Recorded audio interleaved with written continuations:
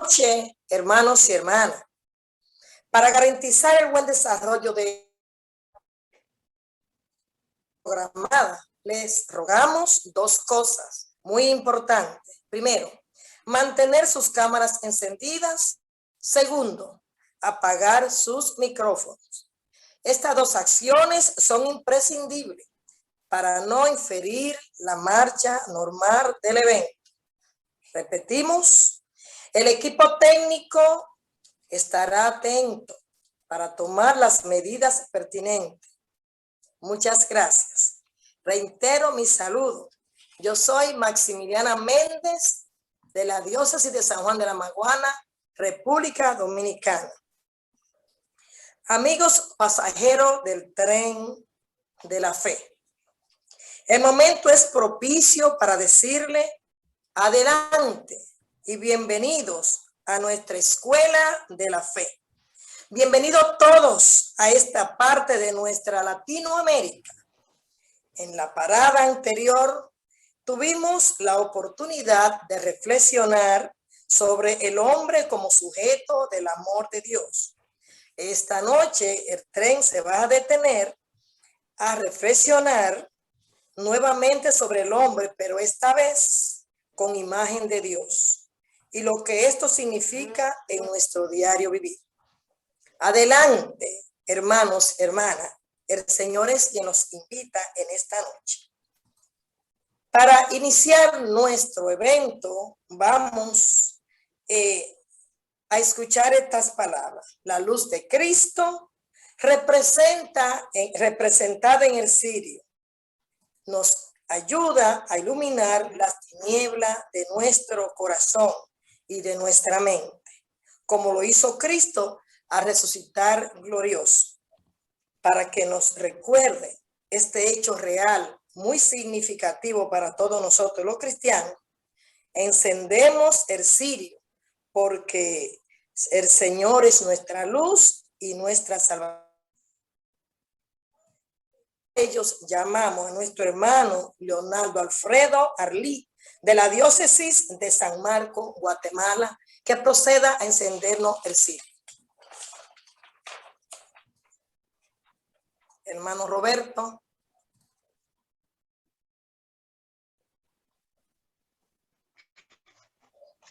Hermanos, sean ustedes bienvenidos. Como explicó nuestra hermana, mi nombre es Leonardo Alfredo Aldi. Vamos a encender el cirio que representa la luz de Cristo. Pero antes recitaremos un fragmento del Salmo 27. Repitan todos: el Señor es nuestra luz y nuestra salvación. Señor es nuestra luz. Señor es nuestra luz y nuestra salvación. El Señor es mi luz y mi salvación. ¿A quién he de temer? Amparo de mi vida es el Señor. ¿Ante quién temblaré? Todos. El Señor es nuestra luz y nuestra salvación. Una cosa al Señor solo le pido. La cosa que yo busco es habitar la casa del Señor mientras dure mi vida, para gozar de la dulzura del Señor y cuidar de su santuario. El Señor es nuestra luz y nuestra salvación. Señor, oye la voz con que a ti clamo. Escucha, por piedad, mi corazón de ti me habla diciendo. Procura ver su faz, es su rostro. Señor, lo que yo busco, no me escondas tu cara. El Señor es nuestra luz y nuestra salvación. Enséñame, Señor, tus caminos y guíame por sendero llano. La bondad del Señor espero ver en la tierra de los vivientes. Confía en el Señor. Ánimo, arriba, espera en el Señor. El Señor es nuestra luz y nuestra salvación. Hermanos, procedamos a encender la luz de Cristo y el fuego del Espíritu Santo para sentir su presencia durante esta jornada de estudio.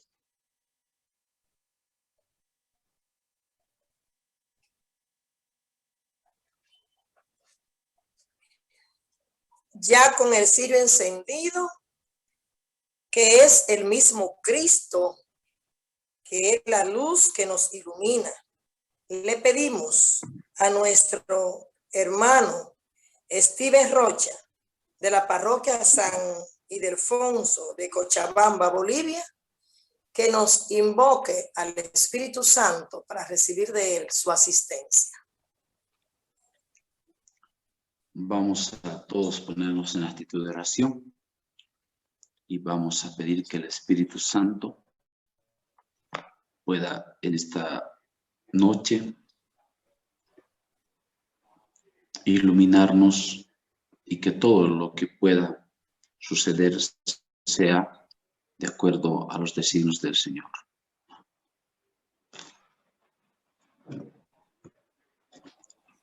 Ven, Espíritu Santo, llena los corazones de tus fieles y enciende en ellos el fuego de tu amor.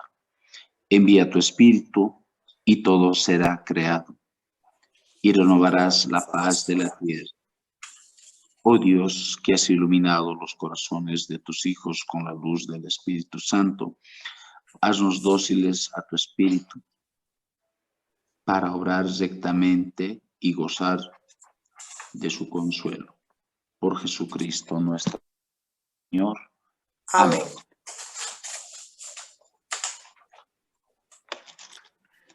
Ya sabiendo que está el Espíritu Santo con nosotros, pues procedamos.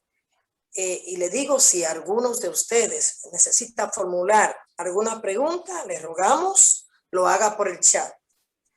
Les recuerdo mantener las cámaras encendidas y los micrófonos apagados.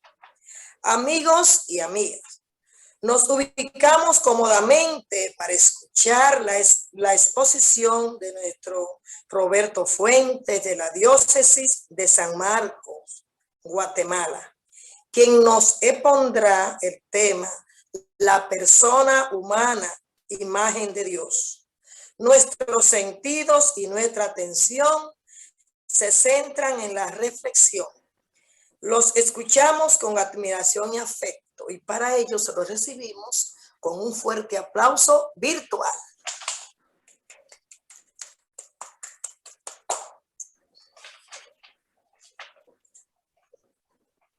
Bien, gracias por esos aplausos. Muy buenas noches, amigos de las Tres Américas. Es un gusto contar con ustedes en esta Escuela de la Fe, donde compartiré el tema titulado La persona, imagen y semejanza de Dios. Y para ello quiero iniciar leyendo la cita bíblica del libro de Génesis, en su capítulo 1, versículo 26, que nos dice: hagamos al hombre a nuestra imagen y semejanza, que tenga autoridad sobre los peces del mar y sobre las aves del cielo, sobre los animales del campo, las fieras salvajes y los reptiles que se arrastran sobre el suelo. Pero nos vamos a enfocar más en el inicio, ¿verdad? Que dice, hagamos al hombre a nuestra imagen y semejanza. Ahora bien, ¿qué significa que el hombre es hecho a imagen y semejanza de Dios? En el último día de la creación, pues Dios dijo, hagamos al hombre a nuestra imagen, conforme a nuestra semejanza. Y así, de esta manera, Él terminó su trabajo con un toque personal. Dios formó al hombre del polvo y le dio vida de su mismo aliento, según el libro de Génesis en el capítulo 2, versículo 7. De acuerdo a esto, el hombre es el único entre toda la creación de Dios que tiene una parte material, o sea, nuestro cuerpo, y una inmaterial, que pasa a ser el espíritu o el alma. Tener la imagen o semejanza de Dios entonces significa, en términos simples, que fuimos hechos para parecernos a Dios, no Dios parecerse a nosotros. Adán no se parecía a Dios en el sentido de que Dios tuviera carne y sangre. La Escritura bien dice que Dios es espíritu, según San Juan en su capítulo 4, versículo 24. Y por tanto, Él existe sin un cuerpo material. Sin embargo, el cuerpo de Adán reflejó la vida de Dios en cuanto a que fue creado con perfecta salud y no estaba sujeto a morir. La imagen de Dios, del latín imago Dei, se refiere a la parte inmaterial del hombre. Esto coloca al hombre aparte del mundo animal, adecuándolo para el dominio que Dios le designó y capacitándolo para tener comunión con su creador. Es una semejanza mental, moral y social. Mentalmente, el hombre fue creado como un ser racional, con voluntad propia. En otras palabras, el hombre puede razonar y elegir. Este es el reflejo de la inteligencia y la libertad de Dios. En cualquier momento que alguien inventa una máquina, escribe un libro o pinta un paisaje, disfruta de una sinfonía, calcula una suma o nombra a una mascota, él o ella está proclamando el hecho de que fueron hechos a la imagen de Dios. Ahora, moralmente, la humanidad pues fue creada en justicia y perfecta inocencia, un reflejo de la santidad de Dios. Dios vio todo lo que había hecho, incluyendo la humanidad, y lo llamó muy bueno, según el Génesis en su capítulo 1, versículo 31. Nuestra conciencia o brújula moral es un vestigio de este estado original. Cada vez que alguien escribe una ley, se aleja del mal, alaba la buena conducta o se siente culpable, él o ella está confirmando el hecho de que estamos hechos a imagen y semejanza de Dios. Socialmente, el hombre fue creado para tener compañerismo. Esto refleja la Trinidad de Dios y su inmenso amor. En el Edén, la primera relación que tuvo el hombre fue con Dios. Según el Génesis en su capítulo 3, versículo 8, implica esta relación con Dios. Y Dios hizo a la mujer, porque recordemos, no es bueno que el hombre esté solo.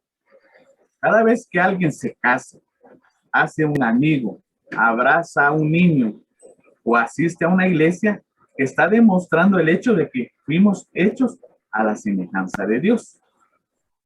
Hermanos, somos seres irrepetibles.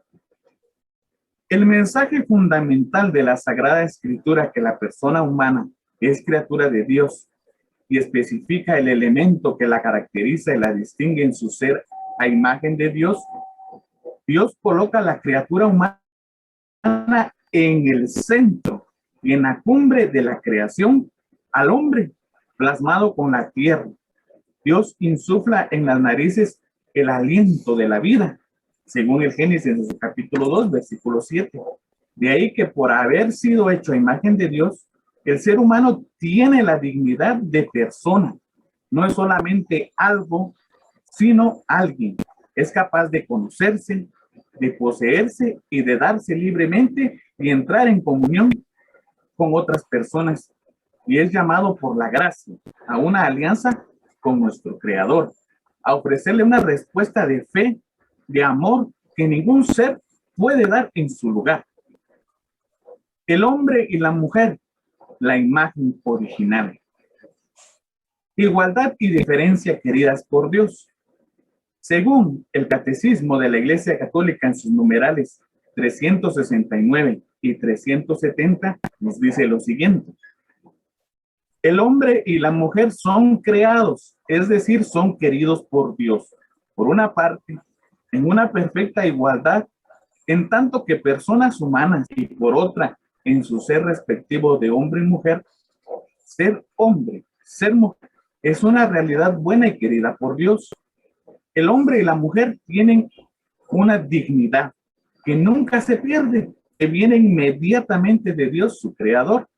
El hombre y la mujer son con la misma dignidad, imagen de Dios.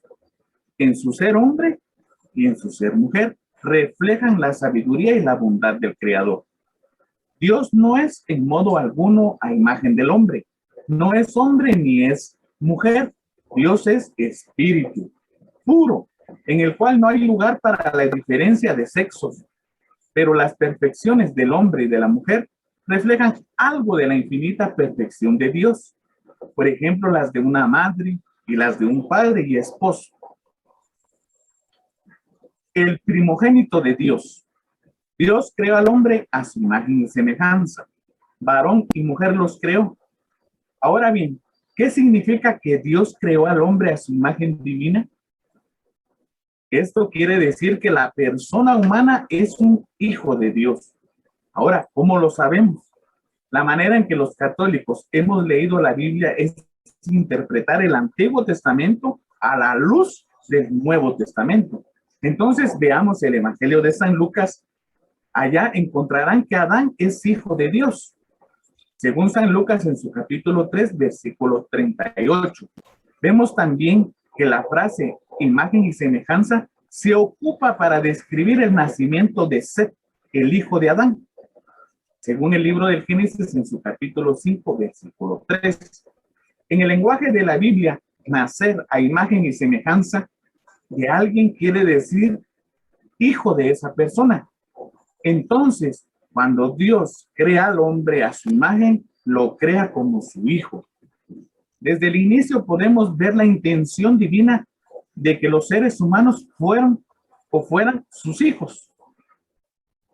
La semejanza con Dios revela que la esencia y la existencia del hombre pues están constitutivamente relacionadas con él del modo más profundo. Es una relación que existe por sí misma y no llega en un segundo momento ni se añade desde fuera. Toda la vida del hombre es una pregunta y una búsqueda de Dios. Esta relación con Dios puede ser ignorada, olvidada o removida, pero jamás puede ser eliminada. Entre todas las criaturas del mundo visible, en efecto, solo el hombre es capaz de Dios. La persona humana es un ser personal, creado por Dios para la relación con Él, que solo en esta relación puede vivir y expresarse y que tiende naturalmente hacia Él. Dios nos dio un valor importante, el amor. Recordemos que Dios es amor. Primera de Juan en su capítulo 4, versículo 8 nos dice, el que no ama no ha conocido a Dios, pues Dios es amor. En nuestra familia es en donde se debe tener, inculcar y trabajar los valores, por mencionarles algunos. La solidaridad, que es el apoyo incondicional a nuestro prójimo, a causas o intereses ajenos en situaciones comprometidas o difíciles que esté pasando. El perdón, que es la lección o el efecto de perdonar a nuestro prójimo. Y cuando perdonamos, recordemos que somos nosotros los que salimos beneficiados cuando damos ese perdón o pedimos ese perdón. Si la persona pues nos perdona, gracias a Dios, y si no, pues nosotros ya cumplimos. La justicia, que es el principio moral que inclina a obrar y juzgar, respetando la verdad y dando a cada uno lo que le corresponde. El respeto, que es la consideración y valorización especial que se le tiene a alguien o a algo al que se le reconoce su valor social o especial deferencia. También es uno de los valores fundamentales que el ser humano debe tener siempre presente a la hora de interactuar con personas de su entorno. La tolerancia, que es la actitud de la persona que respeta las opiniones, ideas o actitudes de las demás personas, aunque no coincidan con las propias. La familia, la iglesia y la escuela son el centro de valores. Cuando nosotros logramos poner en práctica los valores, reflejamos la imagen y semejanza de Dios. Actualmente, en algunas familias, no hay comunicación. El esposo está ocupado viendo partidos de fútbol, atendiendo su trabajo o atendiendo a los amigos. La esposa está ocupada viendo las telenovelas, ocupada con los quehaceres de la casa. Los hijos están ocupados atendiendo el celular, la computadora y los videojuegos. Entonces, hay problemas que dan lugar a refugiarse en el alcoholismo y las drogas por falta de comunicación. La situación en las familias hoy en día es que no leen la Biblia y no se cultivan en lectura. Y hermanos, ante esta pandemia que estamos viviendo a nivel mundial, muchos nos estamos deshumanizando. Solo pensamos en nosotros, que tengamos comida, dinero, medicamentos. Quiero contarles que el año pasado, en marzo, cuando el presidente de aquí de Guatemala, Yamatei, dio a conocer por los medios nacionales el primer caso de COVID, la gente, al escuchar la noticia, acaparó las despensas, arrebataron todo lo que había. Y era increíble ver la cantidad de personas que se sacaron todo el papel higiénico, comida enlatada, comida para preparar, y no dejaron casi nada. Y cuando llegaron, los que no tenían esa posibilidad o los que no tienen un vehículo o medio de transporte para poder llegar rápido, casi no encontraron nada. Es increíble cómo acaparamos para nosotros, pero no pensamos en el prójimo. No pensamos en que otro también va a tener necesidad de lo que yo me estoy llevando. Nos enteramos también ahora con este virus de un familiar, amigo o vecino enfermo con COVID, y ya lo vemos diferente. Nos alejamos de él y de su familia, y lo vemos peor que un delincuente, en vez de apoyarlo en algo. Recordemos que Jesús no se alejó del leproso, y en el encuentro que tuvieron, Jesús se acercó a él, y fue Jesús, oigan bien, fue Jesús quien contagió al leproso, no el leproso a Jesús.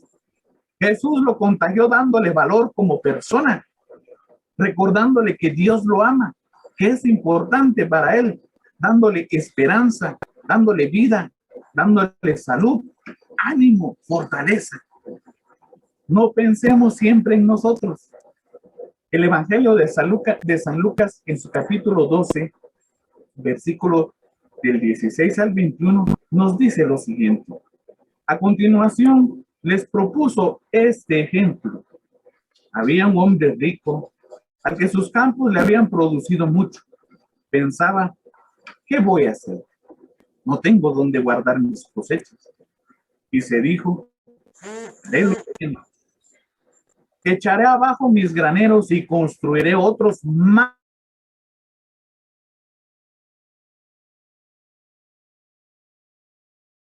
grandes reservas. Entonces yo conmigo hablaré, alma mía, tienes aquí muchas cosas guardadas para muchos años. Descansa, come, bebe, pásalo bien. Pero Dios le dijo, pobre loco, esta misma noche te reclaman tu alma. ¿Quién se quedará con lo que has preparado? Esto vale para toda persona que amontona para sí misma en vez de acumular para Dios. Palabra del Señor, hermanos. Quiero contarles que aquí, en nuestro país, Guatemala, también nos vimos muy afectados por la política. Los diputados, al inicio de la pandemia y aún todavía siguen aumentándose sus sueldos, dándose el lujo de comer comidas con precios exagerados de platos de 350, 400, 500 quetzales un plato de comida. Cuando con eso alguna persona, por más sencillo puede comer, tiene para una semana. Imagínense, han estado poniendo leyes a beneficio de ellos, donde ellos se cuidan, donde nadie les puede hacer nada. El presidente haciendo préstamos exagerados, donde no se ve en qué lo invirtió. Lamentablemente, yo, si Dios me lo permite, voy a tener mis hijos van a tener sus hijos y todavía vamos a estar pagando esa deuda. Y no se trata así. Otro ejemplo es el del joven rico, que le pregunta a Jesús, ¿qué tiene que hacer para entrar al reino de los cielos? A lo que Jesús le responde, cumple los mandamientos.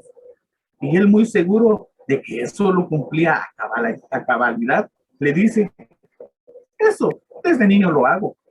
Al oír esto, Jesús le dijo, una cosa te hace falta.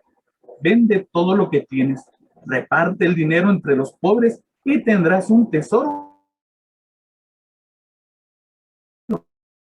Después, último. Ante tal respuesta, el hombre se puso triste, pues era muy rico. Nos narra el Evangelio de de San Lucas en su capítulo 18, versículo 18 en adelante. Lamentablemente, este hombre solo cumplía normas, no accionaba ante la necesidad del prójimo. Cuando actuamos sin valores, para nada reflejamos la imagen y semejanza de Dios en nosotros, porque Él no actúa así. En cierta ocasión había un rey que acostumbraba a sacar a los presos a barrer las calles. Un día se le acercó un niño a un preso y le besó la mano. El rey, al ver esto, preguntó, ¿quién es el que le ha besado la mano a este preso? Contestaron, es su hijo. El rey quedó asombrado y dijo, liberen a este preso, porque alguien que haya enseñado estos valores a su hijo no merece estar preso. Moraleja, la actitud de los hijos es el reflejo de los padres, es el reflejo de lo que se vive en el hogar. La relación entre Dios y el hombre se refleja en la dimensión relacional y social de la naturaleza humana. El hombre, en efecto, no es un ser solitario, ya que por su íntima naturaleza es un ser social y no puede vivir ni desplegar sus cualidades sin relacionarse con los demás. A este respecto, resulta significativo el hecho de que Dios haya creado al ser humano como hombre y mujer. Solo la aparición de la mujer, es decir, de un ser que es hueso de sus huesos y carne de su carne, y en quien vive igualmente el Espíritu de Dios Creador, puede satisfacer la exigencia de diálogo interpersonal que es vital para la existencia humana. En el otro, hombre o mujer, se refleja Dios mismo, meta definitiva y satisfactoria de toda persona. El hombre y la mujer tienen la misma dignidad y son de igual valor, no solo porque ambos en su diversidad son imagen de Dios, sino más profundamente aún porque el dinamismo de reciprocidad anima el nosotros de la pareja humana, es imagen de Dios. En la relación de comunión recíproca, el hombre y la mujer se realizan profundamente a sí mismos, reencontrándose como personas a través del don sincero de sí mismos. Su pacto de unión es presentado en la Sagrada Escritura como una imagen del pacto de Dios con los hombres y al mismo tiempo como un servicio a la vida. La pareja humana puede participar en efecto de la creatividad de Dios. Y los bendijo Dios y les dijo, sean fecundos y multiplíquense, llenen la tierra, según el libro de Génesis en su capítulo 1, versículo 28. El hombre y la mujer están en relación con los demás, ante todo como custodios de sus vidas. A todos y a cada uno reclamará el alma humana. Eso le confirma Dios a Noé después del diluvio. Desde esa perspectiva, la relación con Dios exige que se considere la vida del hombre sagrada e inviolable. Recordemos el quinto mandamiento, no matarás. Tiene valor este mandamiento porque solo Dios es Señor de la vida y de la muerte. El respeto debido a la inviolabilidad y la integridad de la vida física tiene su culmen en el mandamiento positivo. Amarás a tu prójimo como a ti mismo, con el cual Jesús obliga a hacerse cargo del prójimo. Con esta particular vocación a la vida, el hombre y la mujer se encuentran también frente a todas las demás criaturas. Ellos pueden y deben someterlas a su servicio y gozar de ellas, pero su dominio sobre el mundo requiere el ejercicio de la responsabilidad.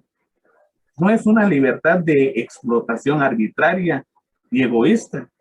Toda la creación, en efecto, tiene el valor de cosa buena ante la mirada de Dios, que es su autor.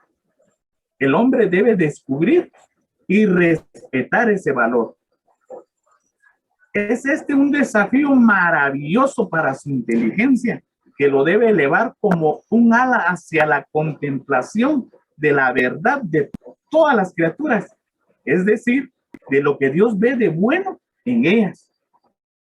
El libro del Génesis nos enseña en efecto que el dominio del hombre sobre el mundo consiste en dar un nombre a las cosas. Con la denominación, el hombre debe reconocer las cosas por lo que son y establecer para cada una de ellas una responsabilidad. Quiero comentarles de que la contaminación y la deforestación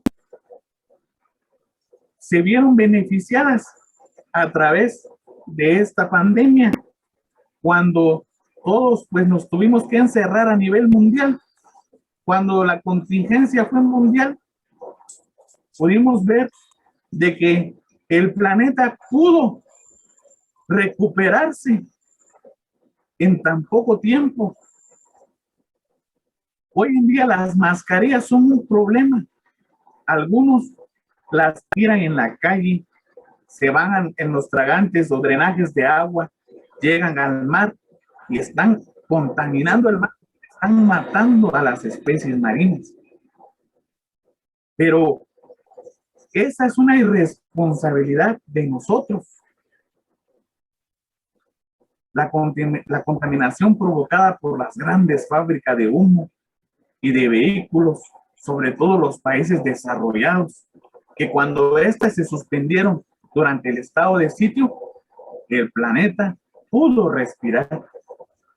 Entonces vemos cómo si el hombre puede ayudar al planeta, puede ayudar a contribuir al buen desarrollo del mismo, que fue lo que Dios le encomendó, que fuera cuidador de eso, del planeta donde nosotros estamos. Vemos cómo el hombre es el administrador a quien Dios pues ha dado autoridad para someter a todas las demás criaturas, para reconocer a cada cosa creada por lo que es y así poder establecerle a cada una su responsabilidad. Dios creó al ser humano como hombre y mujer y ha otorgado a cada uno su tarea particular en el organismo de la humanidad.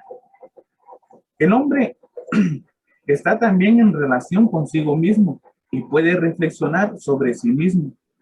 La Sagrada Escritura habla a este respecto del corazón del hombre. El corazón designa precisamente la interioridad espiritual del hombre, es decir, cuando lo distingue de cualquier otra criatura. Dios ha hecho las cosas apropiadas a su tiempo. También ha puesto el afán de sus corazones sin que el hombre llegue a descubrir la obra que Dios ha hecho de principio a fin. El corazón indica, en definitiva, las facultades espirituales propias del hombre, sus prerrogativas en cuanto creado, imagen del Creador, la razón, el discernimiento del bien y del mal, la voluntad libre.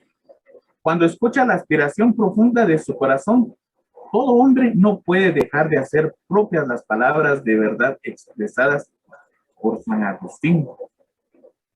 Tú lo estimulas para que encuentre deleite en tu alabanza. Nos creaste para ti y nuestro corazón andará siempre inquieto mientras no descanse en ti. Nos dice el buen San Agustín. Qué hermosa frase. Bien, ahora vamos a hablar un poquito del drama del pecado. Porque recordemos que no todo fue perfección. La admirable visión pues, de la creación del hombre por parte de Dios es inseparable del dramático, cuando del pecado de los orígenes. Con una afirmación lapidaria, el apóstol San Pablo sintetiza la narración de la caída del hombre contenida en las primeras páginas de la Biblia. Por un solo hombre entró el pecado en el mundo y por el pecado la muerte. Esto nos lo dice San Pablo en la carta a los Romanos en su capítulo 5, versículo 12. El hombre, contra la prohibición de Dios, se deja seducir por la serpiente y extiende sus manos al árbol de la vida, cayendo en poder de la muerte. Con este gesto el hombre intenta forzar su límite de criatura, desafiando a Dios, su único Señor y fuente de vida. Es un pecado de desobediencia que separa al hombre de Dios. En la raíz de las laceraciones personales y sociales que ofenden en modo diverso el valor y la dignidad de la persona humana, se halla una herida en lo íntimo del hombre. Nosotros, a la luz de la fe, la llamamos pecado, comenzando por el pecado original, que cada uno lleva desde su nacimiento, como una herencia recibida de nuestros progenitores, hasta el pecado que cada uno comete, abusando de nuestra propia libertad. La consecuencia del pecado en cuanto a acto de separación de Dios es precisamente la alineación, es decir, la división del hombre, no solo de Dios, sino también de sí mismo, de los demás hombres y del mundo circundante. La ruptura con Dios desemboca dramáticamente en la división entre los hermanos. En la descripción del primer pecado, la ruptura con Yahvé rompe al mismo tiempo el hilo de la amistad que unía a la familia humana, de tal manera que las páginas siguientes del Génesis nos muestran al hombre y a la mujer como si apuntaran su dedo acusándose el uno al otro. Y esto lo vemos en Génesis en su capítulo 3, versículo 12. Y más adelante el hermano hostil, ¿verdad? Que hostil a su hermano termina por arrebatarle la vida. Según la narración de los hechos de Babel, la consecuencia del pecado es la desunión de la familia humana. La desunión ya iniciada con el primer pecado y que llega ahora al extremo en su forma social. Reflexionando sobre el misterio del pecado, es necesario tener en cuenta esta trágica concatenación de causa y efecto. Bien, dicho esto, sobre el drama del pecado, pasaremos a la caída. Pero vamos a hacerlo de una forma diferente. Creo que muchos de ustedes no la van a ver así, pero para eso esto es una escuela, ¿verdad? Donde vamos a aprender. Entonces voy a hablar de la caída, figuras y enigmas. Y entonces, ¿cómo vamos nosotros, gente moderna y sofisticada, a leer la historia de la caída de Adán y Eva en el Génesis, capítulo 3? Un escenario de fábula o de cuento de hada, su serpiente que habla y engaña, la pareja crédula, los árboles con nombres extraños y el fruto prohibido. Bien, el Catecismo de la Iglesia Católica nos da un buen consejo al respecto en el numeral 390. Dice, el relato de la caída en Génesis 3 utiliza un lenguaje hecho de imágenes, pero afirma un acontecimiento primordial, un hecho que tuvo lugar al comienzo de la historia del hombre. La revelación nos da la certeza de fe de que toda la historia humana está marcada por el pecado original, libremente cometido por nuestros primeros padres. Esto es lo que nos dice el numeral 390 del Catecismo de la Iglesia Católica. Ahora, ¿qué quiere decirnos el Catecismo? Primero, que la historia es escrita en un lenguaje hecho de imágenes. O sea, que es más poesía que periodismo, más una pintura que un documental. Sin embargo, la historia afirma un evento real que aconteció al inicio de la historia humana. Además, que ese evento, el pecado original de Adán y Eva, marcó pues la historia de toda nuestra raza para siempre. No podemos leer Génesis capítulo 3 como si fuera un periódico. Tampoco lo leemos como si fuera un mito o un cuento de hadas o una fábula. Se trata de algo que sí pasó. Los estudiosos, algunos nos dicen que Génesis se entiende mejor como un ejemplo de un estilo literario que se llama mashal, que quiere decir enigma o proverbio, y que tiene varios niveles de sentido. Entonces, cuando leemos Génesis capítulo 3 detenidamente, encontramos que la historia tiene muchas partes no tan fáciles de entender, con palabras que tienen múltiples sentidos: vida, muerte, sabio, árboles, que son mucho más que árboles, por mencionarles algunos, ¿verdad? Bien, vamos a mencionar algo sobre la serpiente que Adán vio. La serpiente que Adán vio. Revisemos ahora a los personajes. En primer lugar, ¿quién es esta serpiente? Estamos acostumbrados a las ilustraciones de las Biblias que desde niños nos mostraron, con una serpiente larga, delgada, enrollada en ramas de un manzano. Tal vez debemos de cambiar esa imagen mental, porque algunos ya crecimos todavía con esas imágenes de niños. La palabra hebrea, mucha atención, la palabra hebrea para la serpiente es nahash. Implica algo mucho más fatal. No es solo una simple culebrita. En el Antiguo Testamento, la palabra nahash es utilizada para referirse a poderosas y gigantescas criaturas del mal. Isaías llama nahash a un dragón del mar, el gran Leviatán. Y esto está en el libro de Isaías, capítulo 27, versículo 1. Job también habla de nahash, por decir los monstruos del mar. Y esto lo encontramos en el libro de Job, capítulo 26, versículo 3.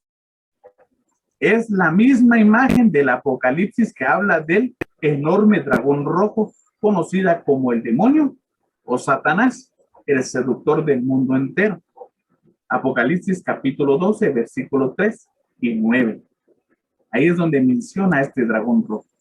Por supuesto, la iglesia siempre ha interpretado la serpiente de Génesis capítulo 3 como figura de Satanás, el diablo, que es lo que conocemos.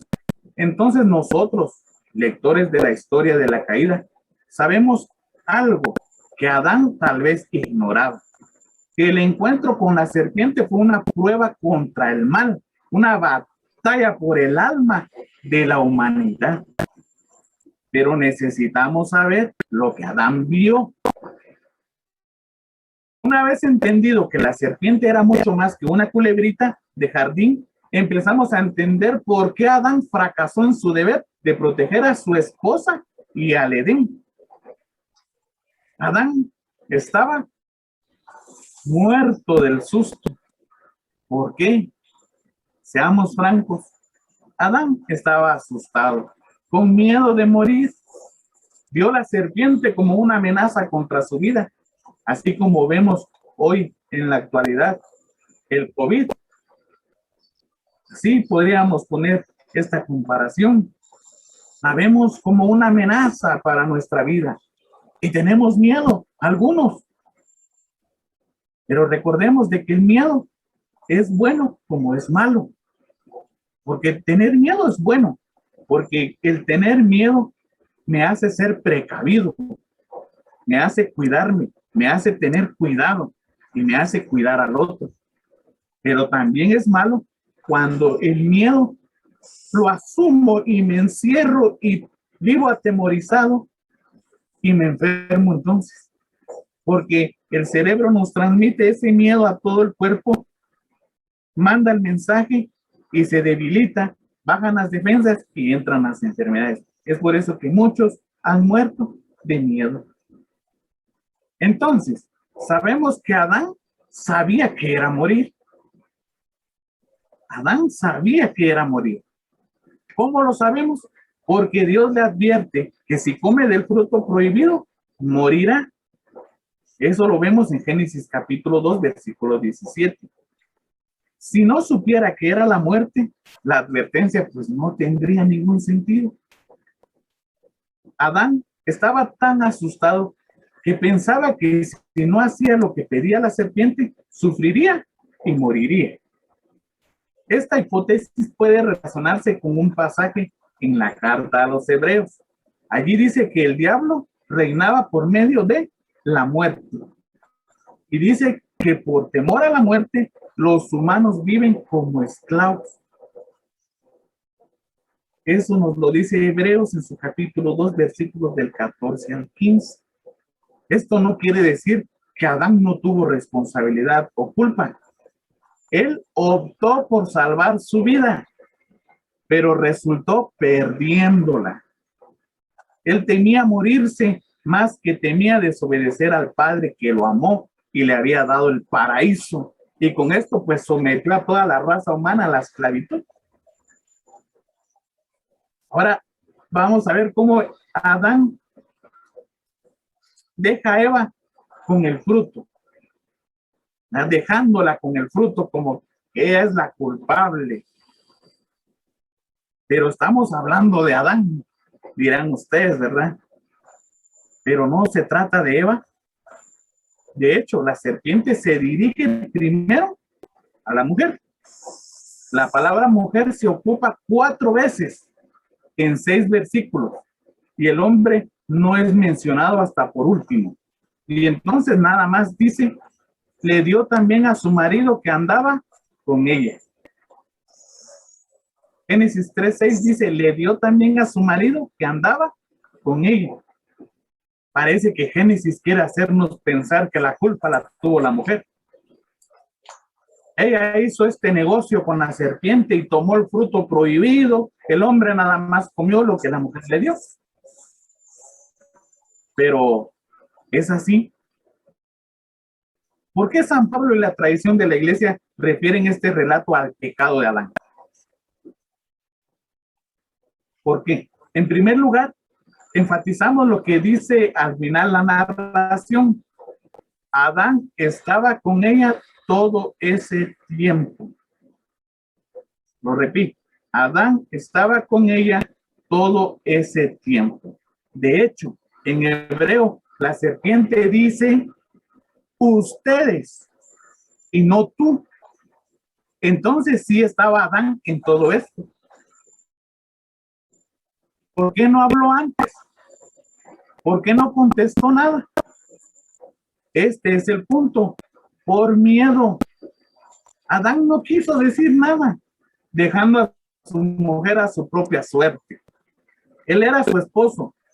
Como insiste el texto, los esposos tienen que defender a sus esposas hasta morir por ellas.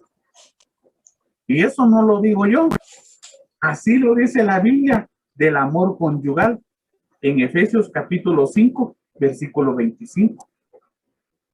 Ahora vamos a ver la prueba de amor reprobada, sacrificio y egoísmo. ¿Qué está pasando acá en el jardín? Pues Adán ha fallado en su prueba de amor. No solamente a Eva, sino también a Dios. Dios había dado a Adán la responsabilidad de guardar el santuario, el jardín, el lugar donde habitaban Dios y el hombre. En el enfrentamiento con la serpiente, él falló. No protegió a su esposa ni al jardín y ni a sí mismo. ¿Por qué Dios lo probó así? ¿Por qué Dios lo probó así? Precisamente porque el amor de alianza, requiere entrega total. La abnegación es esencial para cumplir las obligaciones de la relación humana con Dios. Recuerden lo que dijimos. Una alianza quiere decir que Dios se entrega y su pueblo también se entrega a Él.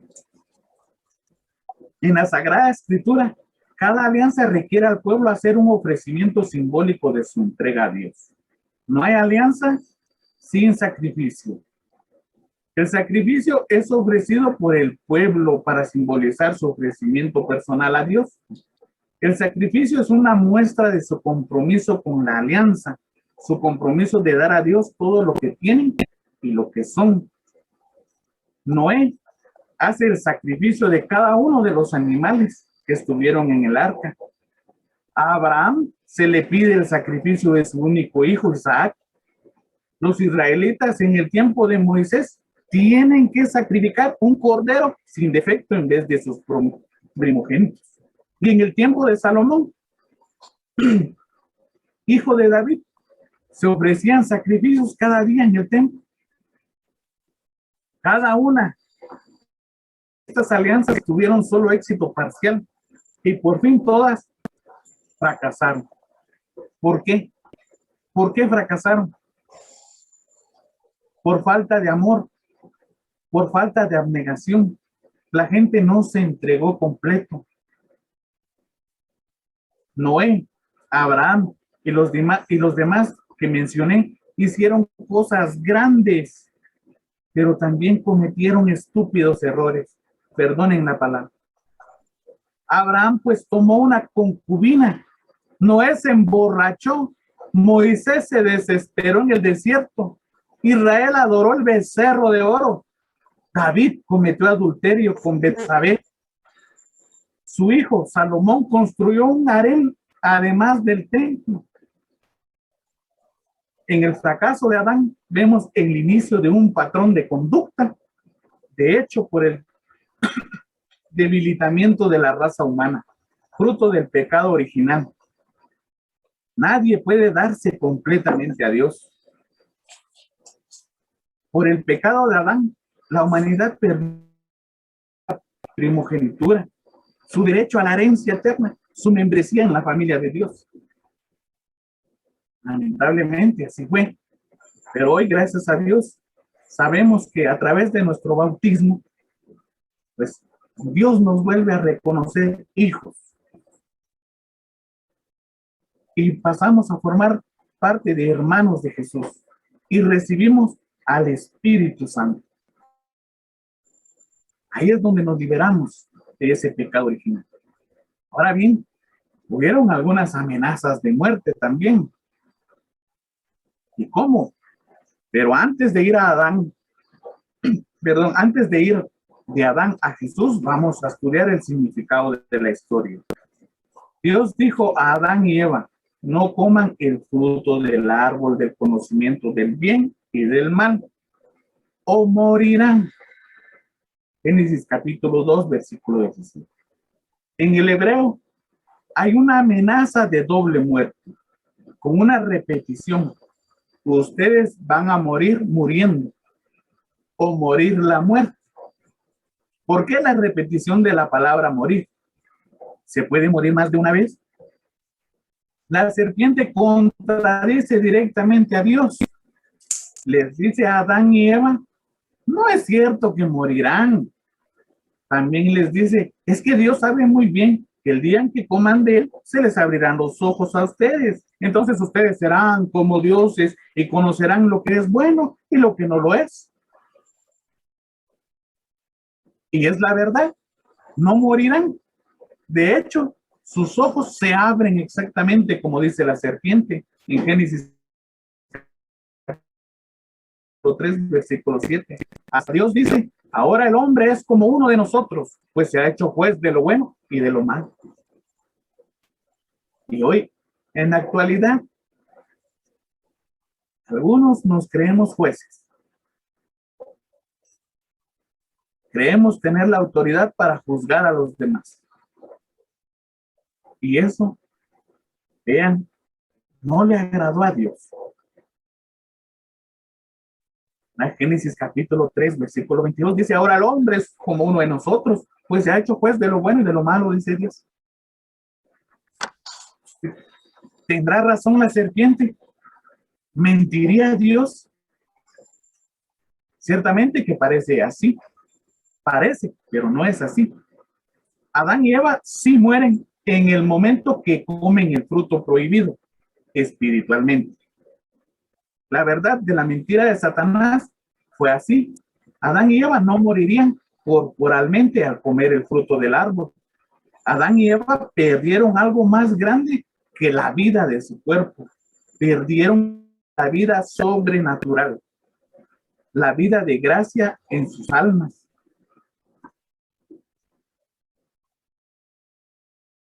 Bien, la segunda venida de Adán y Eva, pero aun cuando sus hijos se exiliaron del paraíso por el pecado, Dios promete redención, una vuelta a casa. Promete que la serpiente, en la historia humana, habrá enemistad entre la serpiente, Satanás, y la mujer, la madre de todos los vivientes, y entre sus roles. La iglesia llamaron a esto el primer evangelio. Dios estaba prometiendo acá en las primeras páginas de la Biblia un nuevo Adán y una nueva Eva para deshacer el daño que habían hecho los primeros. San Pablo llama a Jesús el último Adán o el nuevo Adán, y la tradición de la iglesia siempre ha visto a María como la nueva Eva. Ahora, la universalidad del pecado y la universalidad de la salvación. La doctrina del pecado original, que enseña la universalidad del pecado, tiene una importancia fundamental. Si decimos no tenemos pecado, nos engañamos y la verdad no está en nosotros. Dios quiere que el único mediador, Jesucristo, su Hijo, la salvación de todos los hombres, la quiere a través de él. Jesús es al mismo tiempo el Hijo de Dios y el nuevo Adán, es decir, el hombre nuevo. Cristo, el nuevo Adán, en la misma revelación del misterio del Padre y de su amor. Manifiesta plenamente el hombre al propio hombre y le descubre la sublimidad de su vocación. La universalidad de la esperanza cristiana entonces incluye, además de los hombres y mujeres de todos los pueblos, también el cielo y la tierra. Para finalizar, quiero leer una cita del libro de Deuteronomio, capítulo 30, versículo 15, que dice así: mira que te he ofrecido en este día el bien y la vida, por una parte y por la otra el mal y la muerte.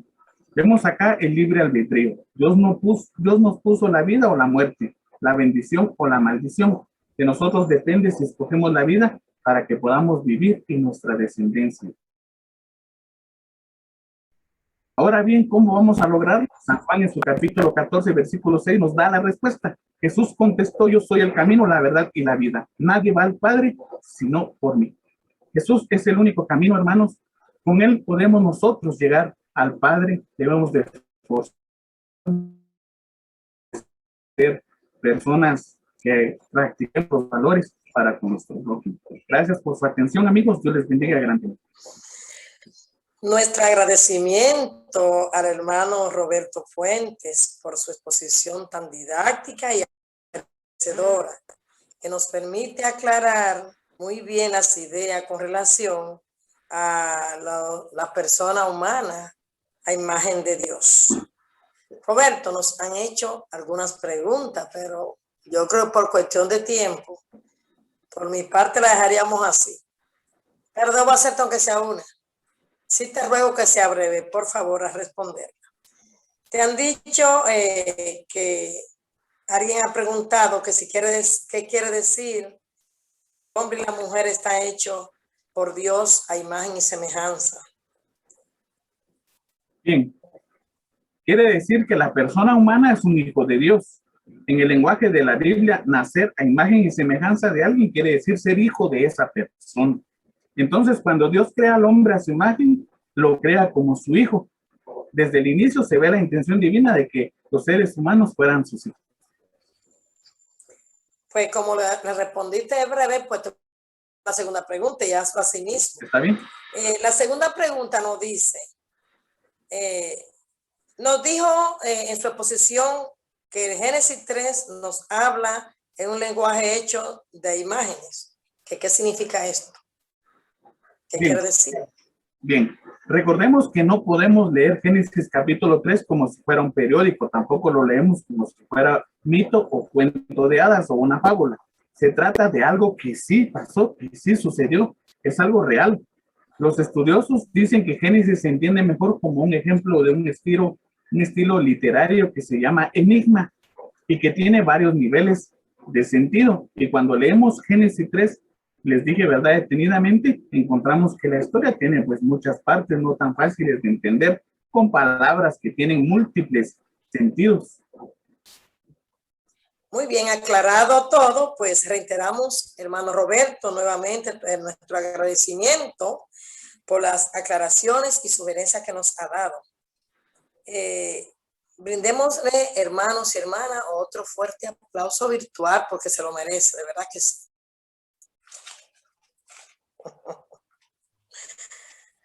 Bueno,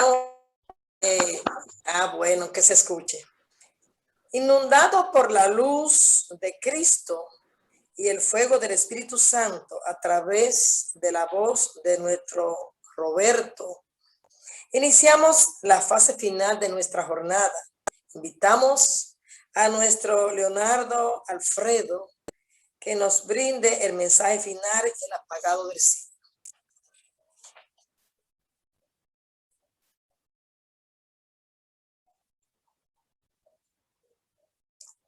Micrófono.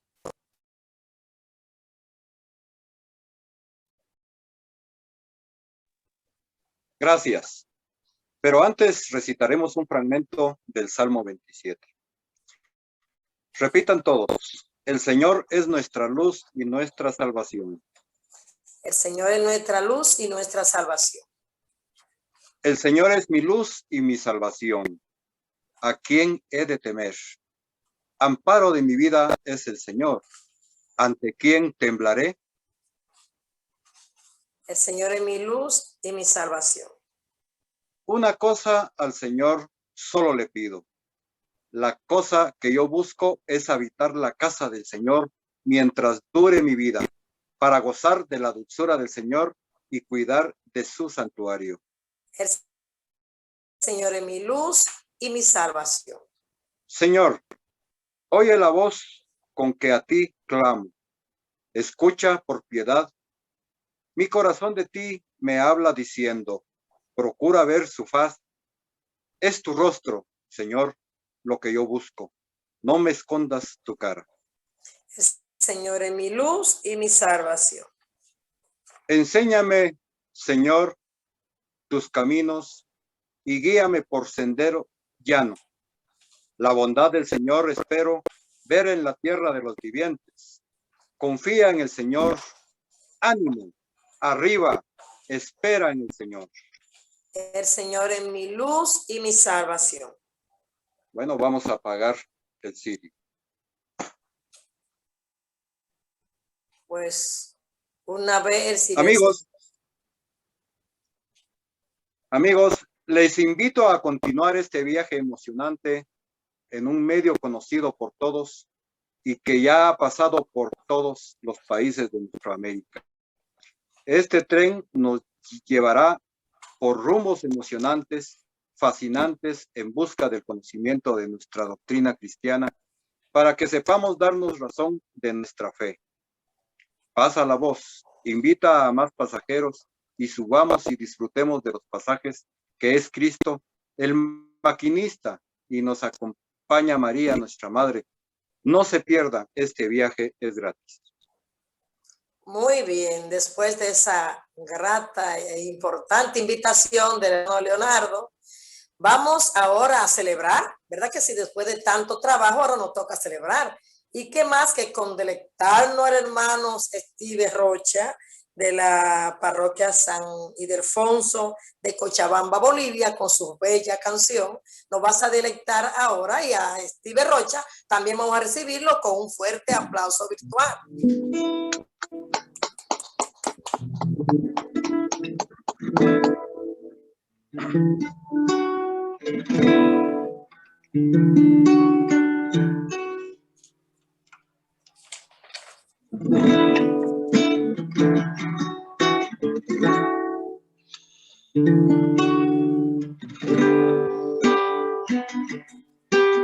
Dios está aquí,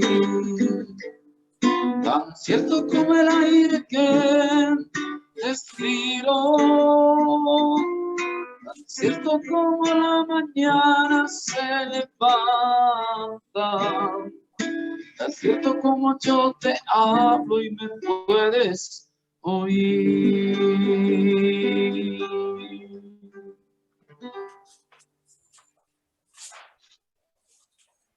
Muy bien, otro aplauso, pero qué corto. Nos dejó con las ganas, ¿verdad que sí?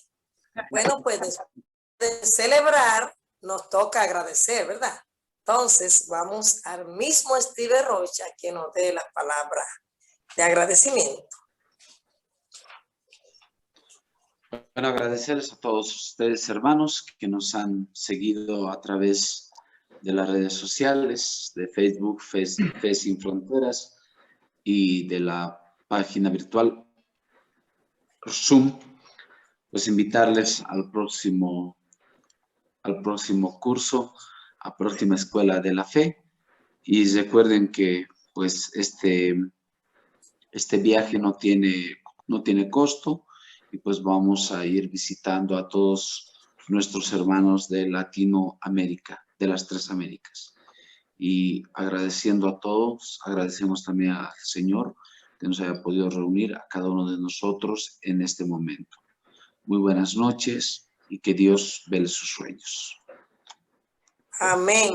Hermanos, hermanas, reiteramos nuestro agradecimiento por su fraternal acogida y les invitamos para el próximo jueves 29 de abril, o sea, el próximo que viene, para que vuelva a participar en la escuela de formación.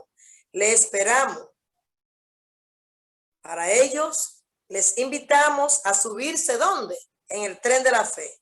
No se cobrará pasaje, queridos hermanos y hermanas. Nos llevará a toda Latinoamérica. Les paso la voz. El maquinista, ¿quién es? Cristo. Y la atención estará a cargo de una hermosa y humilde mujer que es la Madre María. No se lo pierdan. Este viaje es totalmente gratis. Buenas noches y que el Señor les bendiga.